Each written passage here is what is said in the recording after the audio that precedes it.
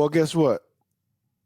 It is not Christmas when we're shooting this, but Merry Christmas to you. We wanted to take a break, spend a little bit of time with the family, but we know that that doesn't mean football stops. So we're doing a special episode of Teague's Take today, and it's really to focus on the Notre Dame versus Georgia quarterfinal game in the Sugar Bowl. It's going to be played on January the 1st. So we're going to concentrate a whole lot on Notre Dame and just give our input and talk about that. They already beat uh, Indiana. So this one is really just about Notre Dame and the preview. So we're going to go ahead and get this thing rolling, JT. Let's do it right now. Hit that intro button, baby. Let's go. JT, we need to tell everybody, just because we're not live doesn't mean that you can't go ahead and hit a subscribe button, and the Absolutely. bell. Doesn't mean that you can't leave some comments and things of that nature, because we do appreciate that. That is how we kind of thrive, man. It's just upping the uh, subscribers that we have on the YouTube channel. So thank you guys for being here and checking it out. Merry Christmas to everybody. That's right, man. I always think about food, man. We got to think about food. And I think, JT, are you cooking, by the way? Are you cooking? Emily is. So you ain't going to make up something? Just a little something that I can have? Okay. Jambalaya and gumbo. That's what you get. All right. Sounds good to me. Well, let's see how these teams are cooking. All right. So first, let me just lay the landscape. Again, we're looking at Notre Dame. Anybody don't know who Notre Dame is? They're in the blue shirts, gold pants. All right. So here's a couple things, JT, that I noticed with that. And we always talk about explosive plays. So let me give them a little bit of data, I guess. The Notre Dame offense, they had 6 total plays that went over 11 yards. All right, 12 yards. So in some, we're going to see one of the long runs. So, but they were pretty good at creating the explosive plays. Another thing that I saw and noticed that I thought overall the pass blocking was pretty good. They have some weaknesses that I'm going to show and point out that I think maybe Georgia might try to exploit. But overall, when you look at their PFF and the grades of the linemen, they're all pretty good except for one of the guys. They're pretty physical up front. They're big. I like what some of their guys do up front. I'm talking about the offensive line right now. But again, there's one person on the left side. They got to be worked on. Okay, and I'll try to give some thoughts about that. The quarterback, I think he makes everything go. He's athletic. He can run. I didn't put all the plays on here, but he can throw the ball fairly well too. So it's really kind of in his hand because he. And remember, he's a transfer from Duke. He was at Duke last year. Yeah. And guess what? For all you Alabama folks who might be working this, I didn't know he was from Fairhope, Alabama. So another one that comes out of there. So his name is Riley Leonard. You guys make sure we pay attention to that. So we're going to be talking about him, Jeremiah Love, who is the running back, number 4. Very good. JT, he's only a sophomore. So when we show this stuff. And then they're very young all the way around. They got a lot of young stuff. So as good as they are now, who knows what they're going to look like next year. Okay, so let's get into some of these plays. And I don't know exactly what the orders they are. All right, so I'll just talk about them being physical up front. Pretty much their left guard right there, Anthony Knapp. First of all, he's a freshman. So I just like the little bit of physicality that he has on this guy. He puts a shoulder into the one technique and then climbs up. Ooh, man, that's a violent little something. Just attitude. Kind of like that other young folks. Now, we'll try our best not to talk everything about Indiana, but we're probably going to have to talk about them just a little bit because they definitely weren't as good as Notre Dame. So, good look at the lineman here. Number 6 getting double team. We got on Indiana. Just have to fight through those. And again, JT, when we're always talking about gap control. Number 4, the linebacker for Indiana. he ain't going the right way. No, and even if he's gonna hesitate, if he's not gonna shoot this right now, if he's gonna hesitate and try to sift and find an open hole, it ain't back that way. All the flow is this way, right? Back's telling you it's coming this way. You gotta trust that your backside linebacker is gonna do what he's supposed to do. So when you try to avoid this and jump inside, you're not helping. That's right. So good bounce by the running back. Gets outside, start heading up the field. Nice play, just to start. Okay. All right. So again, this is not necessarily. This is a very good play by um, Michigan just to set up because you're running the ball. Notre Dame. Uh, Jesus. Notre Dame, and a little play action, but JT, your eyes can be bad. Yeah, we're just not being patient. He's being influenced. I mean, this guy's selling the block pretty well. Ball down, you're getting run action. I am kind of curious on what his key actually is. I teach the safety is the key to the quarterback. But the rule on this, and I'll go to the end zone, at least for us, is ball down does not mean run. Ball down means wait, be patient. The ball's down and stays down, and we work on what that cadence is and kind of that internal clock. That's when you can go, when you can come fill this. But just because you've got ball down right now doesn't mean you need to go because you get that right behind you. Yeah. So he needs to hold his water. And you can tell. Some people say, well, it might be the cornerback, but you can tell from his leverage that he's not in man, the corner, that he's looking for any kind right. of Because if he was in man, he'd be in the frame. That's right. Somewhere. That's right. Yeah. So, and you can look at their conversation towards the end. When the corner always start looking like, hey man, what we doing here? Nah, bro. We're not. Oh, you got to highlight your other guy back there with the red on. Oh no, I got a clip for that. There's one in here that I found. Yeah. I didn't look at him on this one, but he over there. He ain't have far to go, but he in the mix. Yeah, no, there was one of them where I thought he was about to run on the field a little bit early, but anyway. Yeah. So the last piece on that, when you were talking to Coach JT, was talking about what his what his keys are. And even on that one, you got to be looking at. Some people teach the hi-hats and all that kind of stuff, and I think even if you look at the lineman, if you were looking at it, that doesn't look like right or at all. And I think a lot of times at this level, they probably do teach hi-hat, low-hat, and just the reason that I don't is because high school linemen at the tackle position give you terrible reads because they're not actually doing what they're supposed to be doing. It all looks like run or it all looks like pass. Only if you're looking at, and you can say that if you're playing better teams, I'll say if you're playing the really, really good high school teams, you probably get it right. But right. If you're playing something that are subpar, no, you cannot tell. Right. So we switch to the quarterback because the quarterback is always, no matter what level you're at, is the most polished dude on the field because that's what quarterbacks do these days. Okay. All right. Rather than it, did I say that already? Yes. 85 grade in PFF. Okay. So one of the things that I was watching with these linemen, JT, is that they were having a hard time picking up the twist a lot. And I did put a few on here because people say, well, yeah, okay, you could pick out one. But I put several, mainly because the left guard, and maybe not happening this, he has a pass grade in PFF of 48, and his overall grade is like a 63.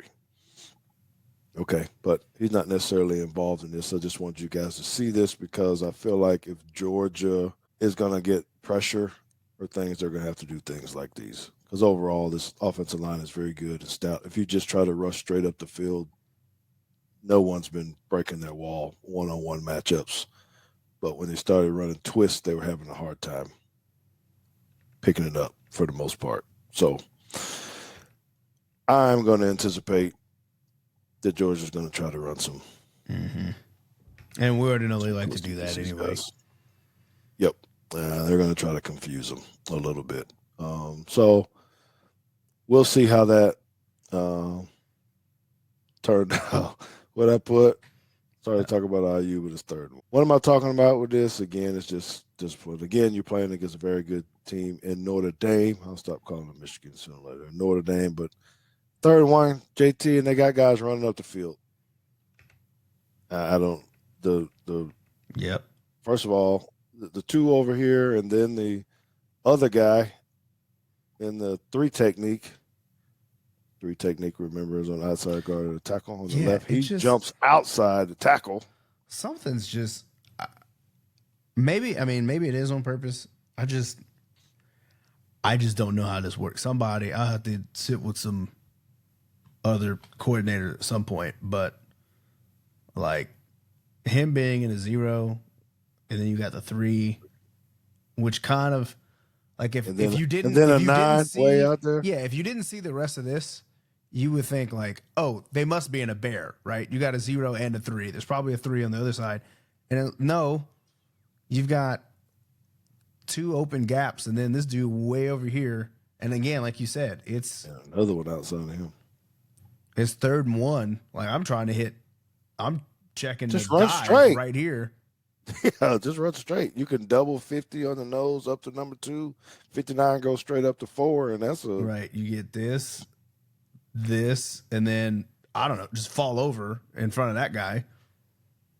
Yeah, and there's another guy outside of him, and then the other guy jumps. I mean, that's kind of what they do. Yeah, but he ends up cutting back into the lane where the other guy jumped out of the beat, and he's very lucky that the 0 technique falls off, and I think it's a 0. Yeah, this is just odd to me, right? You got the 5, you got a 3, you have a 0, but then they end up slanting like this. So now you got 3 open gaps, and I guess they're expecting this. Yep. So again, I know this is what we're supposed to be talking about, all things Notre Dame, but sometimes when you're playing against people and we're trying to figure out how good are they, what can they do, and you see things like this and you go, man, how good. Obviously, Notre Dame is a whole lot better than them. I think I said that in the beginning. I think Notre Dame is a lot better than Indiana, but still, there were a lot of things that they're just not going to see the same type of stuff from Georgia. Indiana wasn't helping themselves. Okay, so just again, just pressures. I don't think Notre Dame is that great with you see the twist and the different things going on. They aren't solid, at least in this one game. Now he makes a catch and they, get the ball off, but there was a lot of this. Was causing problems. So that's really all I just need for you to see because it's still left side of the right. The line. And we know that I saw at least I don't know about the second time Georgia played Texas, but the first time they played Texas, they were getting pressure. Their pressure to sack percentage was like 26% on their blitzes versus Texas, and we know that Georgia likes to run their blitzes and their simulated pressures. Like they typically like to bring one extra person on almost every play until you get them out of it by making these kind of throws, right? If he's consistently hitting these things and finding those open areas wherever they are, you can start getting Georgia out of it. But if for some reason that changes from here, right, and these start becoming sacks and hits, it may end up being a long day for the Fighting Irish offense. That's true. Now, again, mad props to Riley Leonard, number 13, the quarterback, because he did elude a lot of these. He was making the plays, finding the run. He'd spin out of there. He'd do something because he's athletic enough to to do that. I just don't know how Georgia's people. All right, so I put it on here again. Again, like I said, just trying to prove a point that I think they try to figure it out. And if you look, Indiana figured out that, hey, we're coming over here and we're gonna keep running these twists, and just missing it, man. Running back and the other guy jumping. Now, again, what I just said about the quarterback, does a good job of making the guy miss, and he can get on the run and run, think of those things. But JT, if they can't figure out how to do something about this twist game, it's going to be. Yeah, because I mean, again, Georgia like to do these stunts, they like to do the blitzes, and they like to have a spy behind it. That's kind of just Georgia defense 101. They've got a bunch of different pressure paths and things like that. I don't know if exotic's the right term, but there's a lot of different things they like to do up front, and they like to spy. And the key is finding the open guy quickly. Yeah. Now, please don't confuse this with they're always pass rushers, because you can run these type of twists and different things for runs. If you're thinking they're running inside or something of that nature. So my other note was I thought that their running game is diverse. I think I might have that on Yeah, one. you do have that on there. It's look. well, look at that. God dang, what is that? So they just have different type of things. They'll run jet sweeps. They'll run inside zone. This happens to be the jet sweep. They do a good job up front. Just getting on guys. We're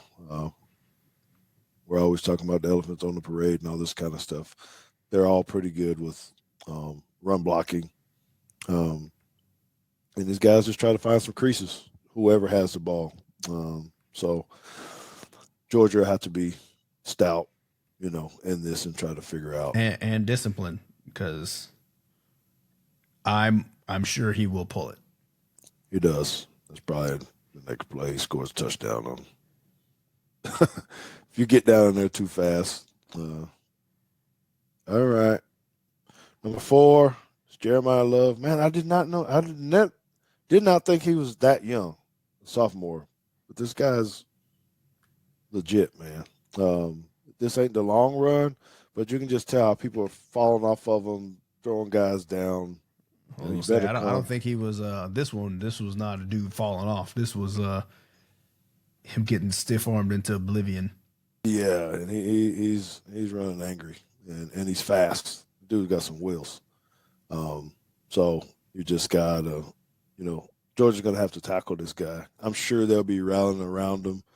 They do have some threat speed at wide receiver as well, where they're throwing some deep balls. But this guy, you gotta have to control this. Yeah. Well, so here's one thing that I think is a little bit different. Let me see if I can jump back to one of these, because there's one that I just saw that I was like, yeah, this is not going to happen with Georgia, at least as far as like effort goes. So I was looking at, I think this is a play. I was looking at number 6, right? And standing back here not chasing. Right. So this happens. He's running and they're holding him up, and I got 4 guys not helping. Mm-hmm. And then when you get to, is this it? No. Get to the next run here. So when you get to something like this, you've kind of got the same problem where number 6 actually fights off of this and is running to help, but he assumes that there's a tackle made here and he starts jogging, right? If he comes in and helps this, maybe this doesn't turn into a 7-yard gain. Now he's like, oh shoot. Right. And Georgia does this better. Again, I'm not saying that this is the game winner here. But I think you're going to see Georgia's defensive ends trying to help and get in on these tackles instead of just assuming that we're getting guys on the ground. You're going to see more shirts to the ball. Yes. Excellent point. Yeah, I put redundancy. These same guys getting twisted up on and not figuring it out. I mean, now, like you said, he gets the ball in the guy's hand. He's doing a good job, but Yeah, These and two over this here. is the key, right? If he keeps doing this for 4 quarters, and number 4 keeps doing that for 4 quarters, they can win this football game. It's just a matter of do you continue to do this, because you're going to have to do that for 60 minutes. So I'm going to really be looking at that. Kudos to us. I think in our breakdown in the Clemson film, I think we called it right on point. The Clemson still wasn't able to really run the ball. They did throw the ball on them, but we felt like Texas was going to win, and by 14. And guess how much they won by? 14. Hey, we got it. All right, so JT had already gave you guys a clue about this quarterback, and being disciplined, he can't run the ball. Like I said, I think it all goes. And everybody crashed. He knew at this point right here that he was pulling this. Oh, he already know. Right, He didn't even fake it. he didn't even have to actually do a mesh. He was already, I'm out, and then there's my guy. Yeah, so it just, this quarterback, he's got to have he's going to have a good game. Like you said, finding who to get the ball to. Are they going to try to pressure him? Are they not? I think just from the history of Georgia defense, I think they're going to play a whole lot better. Indiana is, and give them a harder time. So I'm not as excited about Notre Dame's offense against Georgia as maybe someone else. I think it's going to be tougher. Okay. Yeah, I think Georgia's probably going to come in and try to make Riley Leonard have to be the hero. And I think Notre Dame's probably going to want, Riley Leonard's going to have to play well, right? I don't think there's any world in which Riley Leonard plays poorly and they win the game. But I think you want Riley Leonard to be able to make some plays, but you don't want him to have to be the guy that makes all of them and have to pull these heroics in order to win the game. I think you kind of want to control it like they did against Indiana, except the difference is they're up on Indiana by 18 touchdowns at this point. But if you can still run this type of offense, you're getting the ball out quickly, you're making a couple guys miss, and you're being efficient on offense, and it's a close game. I think that's exactly where you want to be if you're playing offense for Notre Dame. Seems like I missed how did we miss some offensive plays here? I didn't see did we show the 98-yarder? No, it wasn't on this list, but I did find it. Would you like to show that? Oh, I must have messed something up because I had some passes in there too. But sure, show it if you can find it. Yeah, it's right here. And maybe you can filter something on one of their long passes. They threw a post that I wanted to. Okay, we can find that. That shouldn't be too hard to find. Oh, I missed it. Okay, so pre-show we were kind of just trying to figure out, like, how does this happen? How do you allow a 98-yard touchdown? And it kind of comes down to one dude. Right, you've got your front, and again, there's no twists or anything happening here. We're just playing it straight up. They're on the -2. They're backed up. You're trying to be physical, right? You just want to hold the line, build a wall, potentially get a safety out of this. At the very least, get a tackle for 2 yards or less. So you got the one technique here. You got a 3 that's supposed to hold this gap here. You've got he's probably a 7, but 5, 7, whatever, holding this gap. You've got a guy on the outside, and you've got your backer here. Like, you have everybody lined up in a gap they're supposed to be in. And all it takes from here, and here's the key, this gap gets lost. And it doesn't look like it right now. This is fine. There's a hat in this gap. We're coming down right here. We got the other linebacker that's coming right here. We got this guy coming right here. We have cutbacks taken care of. Everything's all fine until 6 decides to disengage and rip back inside. And the funny thing is, the right tackle here, he must be pretty good because he gets his rip to go back inside, and he still doesn't let that happen. Like, 6 is just he's getting manhandled here. But because he tries to rip back the other way, there's the crease. His hat is no longer in here. Everybody else is doing their job. Yeah, 4 got in there. Mm-hmm. 4 is going where he's supposed to go, but it pops out, and 5 is not fast enough. Notre Dame's running back has got some wheels. Yep, trackster. I forgot I heard something on TV saying that he was a trackster. Guys don't only run that fast when they got the ball in their hand too, and you just chasing them. Typically, you can make up some ground, but when nobody making up no ground on this dude, he skated out the gate. I always wonder people why you dive right there at the last minute, knowing you ain't fun to get him. I think there's probably 2 reasons. One is like, all right, well, I'm out of space. It's now or never, and then you try. And then 2, at least when you get back, watch the tape, they can't say that you didn't try. Yeah, you just didn't slow down a little while ago. Because some coaches You're like, at least dive. oh man, go ahead. Yeah, I guess so. I don't know. Okay, well that was good. So I want y'all to see if JT, if you can hit the filter on the explosive plays, so gains. So here's a 44-yard pass. Yeah, this would be it. So I wanted to point out it's the guy at the bottom who actually runs a post here. So the concept, so the tight end, the one on the ball. So this is a high-low concept. I remember the play because I thought it was good. The tight end on the ball is going to run the 7-8 yard dig. The other one's going to go on motion and then run the low. Oh, he's going to scoot over here. Yeah, then he's going to come back across. This way. So you got a post. And so we typically, I don't know what JT called it. It's a 4-beater, poach beater. Well, this is man beater. It's nice because you've got, with this route concept, you've actually married 2 concepts together, right? Because if I gave you, everybody's gonna call it something different, but if I gave you just these 2 routes up here, the post and the dig, probably call that divide.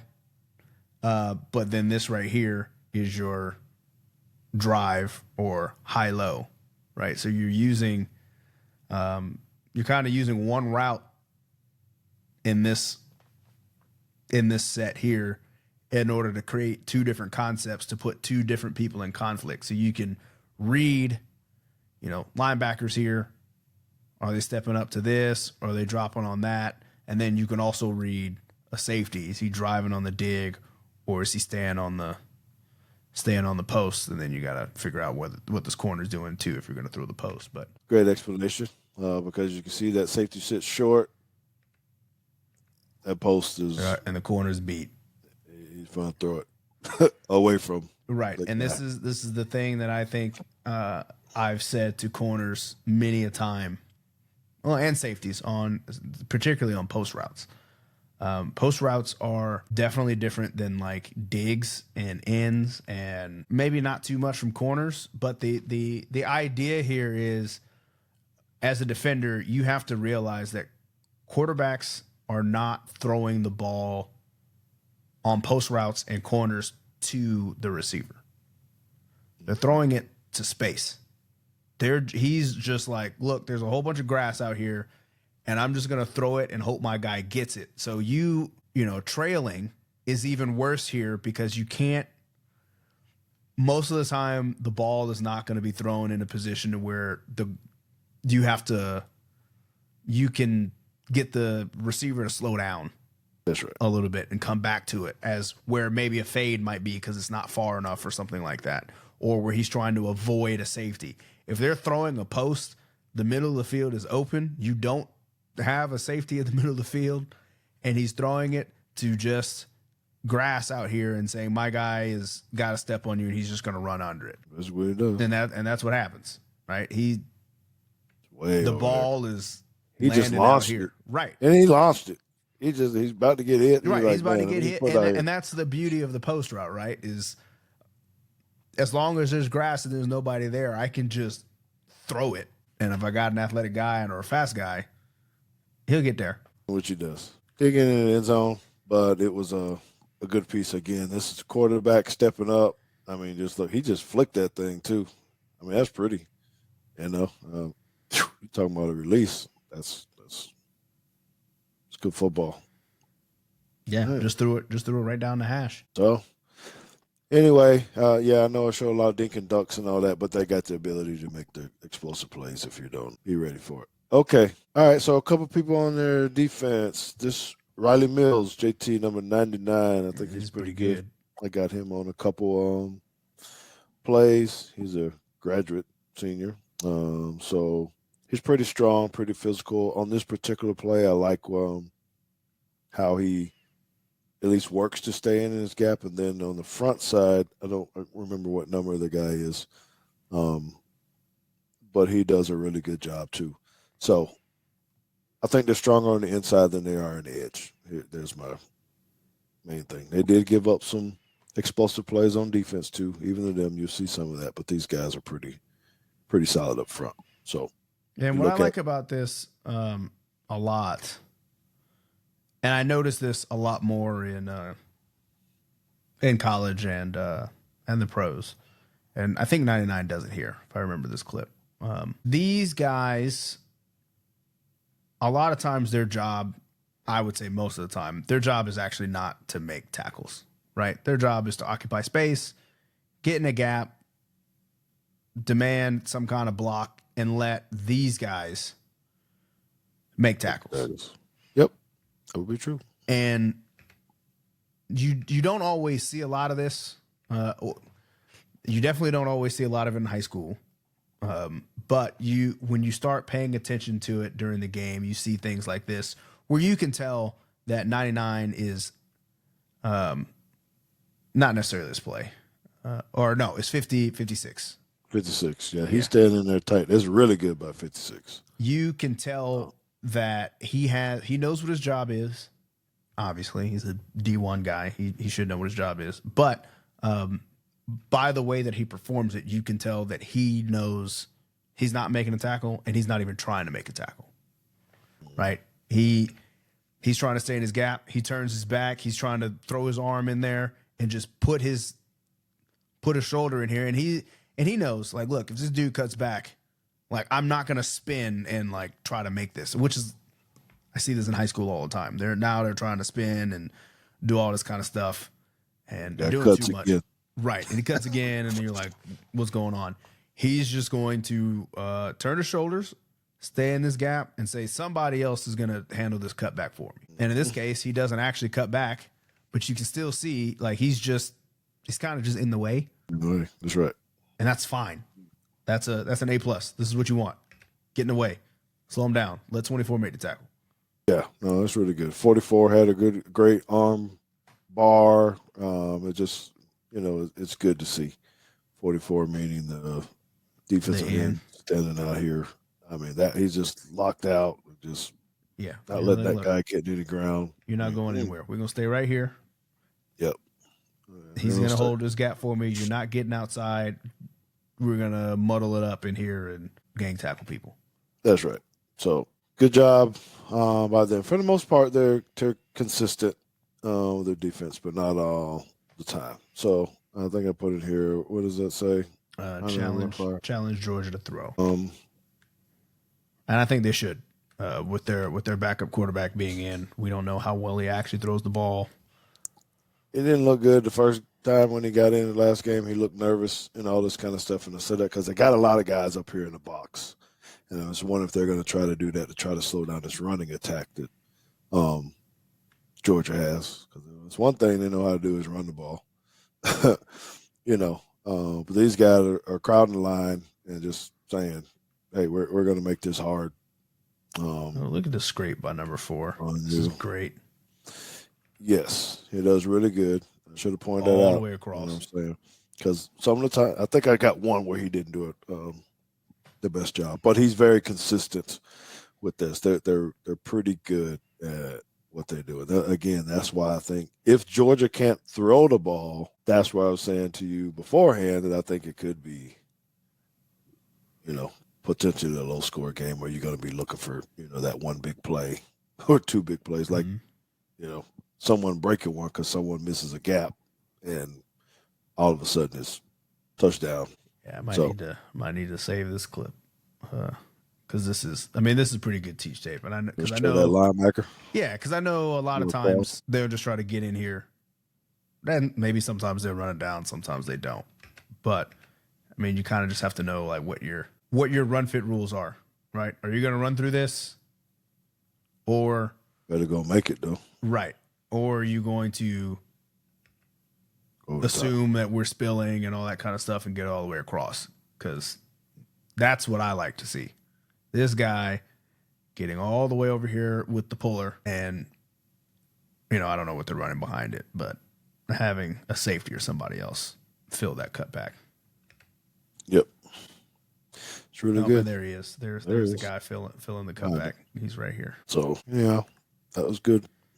Good work. Okay, so I'll talk again about the gap control. I think they're strong up here. Guys staying in their lanes. Oh, this is the same one? No, it's 56 again. No, 56 is just doing what he's supposed to be doing again. Double. I mean, 34 is running in the gap. 4 is in his gap. 8 squeezing. I mean, it's just. Yep. And 87 is attacking the inside shoulder.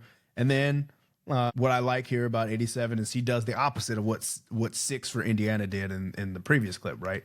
He shocks this dude, but he actually gets inside and he's like, nope, that's not where I'm supposed to be. I'm supposed to be in between these two dudes. And even though he's getting double teamed, what does he do? He throws this dude back inside so he can get the gap. And because 9 is doing his job in the gap by getting in this gap and 0 is holding the edge, you get the nice wall there. Yeah, that's good. This is the picture you want to see. Like, where is the open gap? It's over here, but that's not where that does look like that's where the play is designed to go.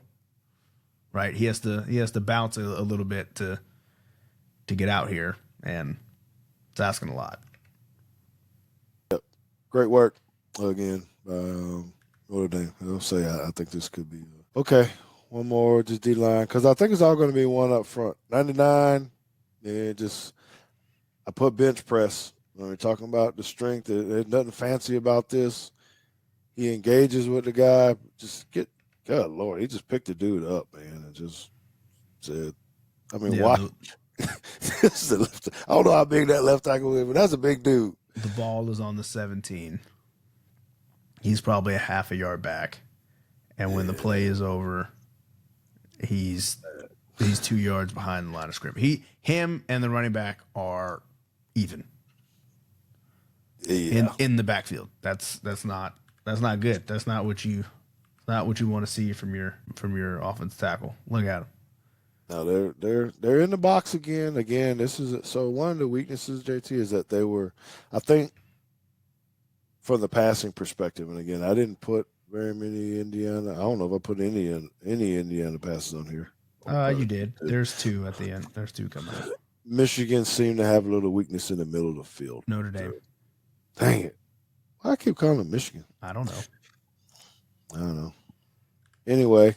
Well, we got one more run and then talk about more gap control. Okay, so this is the one I think this might be the bad one. Yeah, this is the bad one. Because he falls behind. Right. Now we're slanting. Right. We gotta get here. Yeah. So again, it's just one minor thing, and then now you're out the gate. That's what I'm saying. It could just be one minor play. You'd be like, man, we're playing so good, so good. Then all of a sudden, bang, you're rolling. So, again, that's not knock on that guy because we think he's really very, very good. It just shows the one play could be the difference. Yep. All it takes is one bad angle, and in a tight game, that can make you lose. All right. Yeah, I said I kind of like just disguise. I didn't really get into what it necessarily is. I think they get a gain out of it, but I like what. Yeah, they picked up 16 here, but it did look like they got into Tampa 2 out of this. Yeah, running the guy out a little bit late, running it to the middle. And again, this is, there were a lot of digs that were thrown here. And again, I don't know if the quarterback for Georgia can make these throws because, there's traffic in there. The officials in the way. Just all kind of things that kind of mess with your vision. But he squeezed this in there. I don't know that if. Yeah, well, I guess we'll find out, right? We'll find out real soon whether throw these. That's what I'm saying. I think they may force him to. Hey, you're gonna have to make the plays. You got to throw, right? It's another one. Yeah. Mhm. So I think it's probably another dig in some form. So they got the double end at the top. Again, they were picking, and these were just things that I saw that were consistent. That Right. they And I were think just this one's finding actually ways. of the two that we put on here, I think this is the better. This is the better throw. Yeah. I just don't know if the other guy. Forgive me for not knowing who the backup quarterback is for Georgia. I don't know if he makes it. Gunner. His name is Gunner Stockton, I think. Okay. Well, Which maybe. which I mean, if you're gonna have the name Gunner as your first name, Sling it. yeah, got to be a quarterback, right? I mean, you got to be able to throw the. You can't be Gunner and not be able to throw. Yeah. So I think it's going to be interesting to see how this goes. Was that our last play? Yeah, that's it. Yeah. So when you start thinking about this game, I felt like if Georgia was full strength and had a quarterback, I think Georgia would find a way to win the game with Carson. Um, but I'm a little bit worried about it now without their starting quarterback. I don't know. I think this is going to come down to something, some turnover, some big play, something. Um, what is the point spread? Do you know? And how many? What they say the over under is? I was picking a little bit lower. Let's see. The point spread Or is Notre Dame minus 1.5. okay, I'm saying even essentially. Over under 43.5. Okay, so Sounds like you're taking the under. yeah, first one 21. You said 40 and a half. Well, it opened. Hold on. I'm looking at. Let me find another site because I think what this is telling me is it opened at Notre Dame minus 1.5, and the line has moved to Georgia -2, and the over under is at 44. Matchup predictor according to ESPN though has Notre Dame at a 53.9% chance to win. Okay, well, I guess I'm going to go on the record and say I still think Georgia wins the game in a close one. I think they skim out this season. I think Kirby is very good at it. I think he has his guys ready. I think he challenges defense to, hey, we got to do this thing. Mm-hmm. We got to get our guys the ball as many times as possible. And if we can score, let's go. Let's figure out a way to score. And so I think it's a lower score game, but Georgia wins it on defense. And I also go and say that I think Georgia loses the next round after that because the quarterback play if they're not going to get Carson Beck back. But so there you have it, man. I think we kind of. I don't know. I think if Georgia can get past Notre Dame, I think they can beat Boise State or Penn State. I think Notre Dame is right now. I think Notre Dame is better. Okay. You really think Boise is going to beat No, I don't. I don't think they do. Penn State?